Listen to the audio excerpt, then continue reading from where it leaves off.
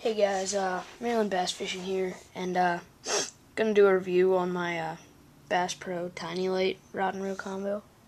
I haven't seen many reviews on YouTube, so I figured if anybody's figuring out, thinking of buying one, and they want to know if it's good or not, I'll make a review, because I think there's only like one or two.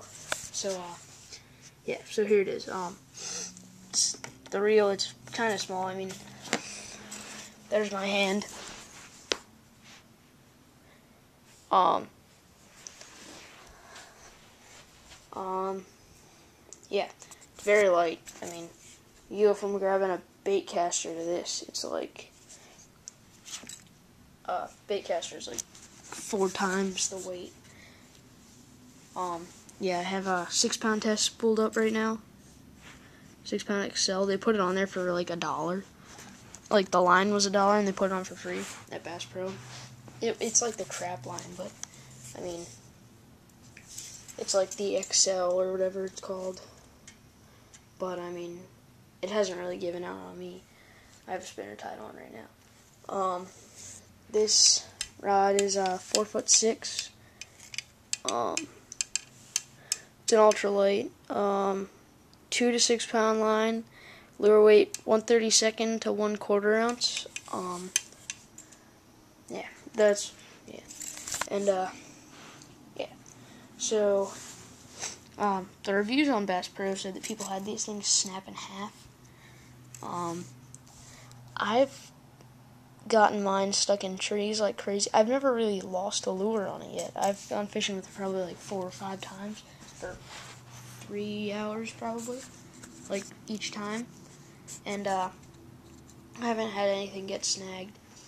I don't know why. I guess because the rod is so soft, it doesn't really jerk it. It just kind of like finesse pulls it out or something. I don't know, but yeah, I've never lost anything with it. And one time I got it stuck in a tree, and it was like swinging over the branch, like that. Like my lure was down there, and then you know how you jerk it to whip it over the tree trunk? I mean the tree branch? That's what I did. It landed on a mat, and I guess a bass thought it was a frog or a fly or something, and it came out and crushed it. It was like 12 inches long, and it was probably about like 1.5 pounds. It was so fat. I mean, 12 inches is from there, right there, to all the way over here. So that's, I mean, there's my hand. That's a nice bass. Put up a really nice fight on the Ultralight too. And I caught that one twice, I think. Like one day, and then I came back the next day and I caught it again. Yeah, I actually caught it on a spinner right here. It's like I think it's like blue fox or something like that. It's got some design on it, like a bleeding shad or something like that on the blade. But yeah, it has instant anti-reverse, 2 ball bearings. You can switch the handle from side to side, you know, onto that side. What else? It's kind of hard to get hook sets because it's a soft rod, but I mean, usually with treble hooks, if you're using treble hooks, I mean, you don't really have to set the hook at all. You just kind of reel. I mean, it's better to actually try to set the hook, but yeah, you don't really have to. I mean, you'll still probably catch the fish.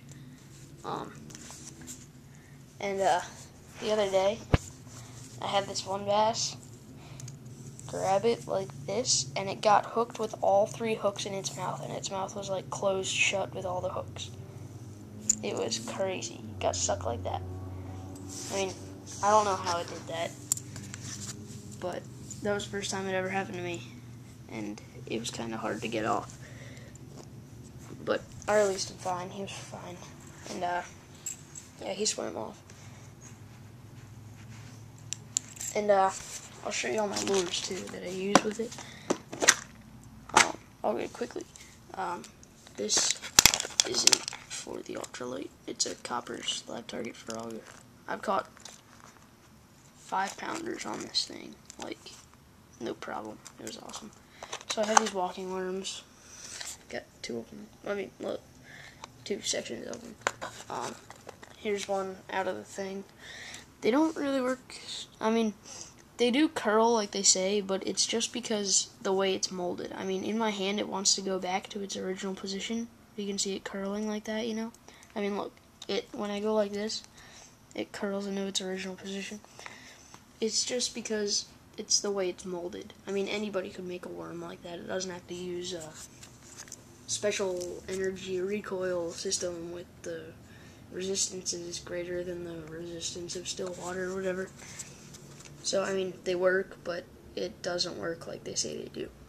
So, yeah. And then I have this little stomp jumper underspin from Bass Pro. Really nice. They're only like $1. I mean, I think anyway. They are now. Chartreuse in green with a silver blade. And I have some flies. This is a grasshopper. This is either a grasshopper or a dragonfly. I can't really tell. And then a San Juan worm. Got some. That's a penny lure that I made, and then a quarter lure, and then this little spoon, and then some tubes like that. They're about 1 inch long, and then these swim baits that are about 1 inch long. They're like pink. They don't really work that well. And I have these not beaver bodies, beetle bodies that went to a beetle spin that I got. Homemade spinners. This one has 22 cartridges. And then down there, there's another bigger spinner. And then I have a ton of spinners in there. And then a rooster tail spinner bait. And just a straight king spinner bait. And then I have 2 spoons. Stuff I got from Fish Hound, Rebel Humpback, in like silver and black. Chrome, Rattle Trap, Emerald, Shiner, Natsuo, Nano Minnow, and then here I have this little crankbait that I got from Bass Pro.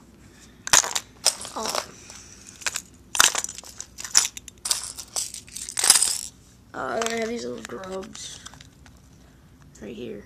Got those from Fish Hound too. Little baby bass swim baits from Berkeley or something like that. Slip bobbers. Those are like the spinners that go to beetle spins, you know. You can make any jig into a spinner. Jigs. I have some underspins that I got from Fish Hound. V&M custom baits. Just some miscellaneous stuff. And then my jigs, my crappie jigs, and some flies that are really heavy. So, yeah. Thanks for watching. Please subscribe, comment with any questions. I will answer them. Thanks for watching. Bye.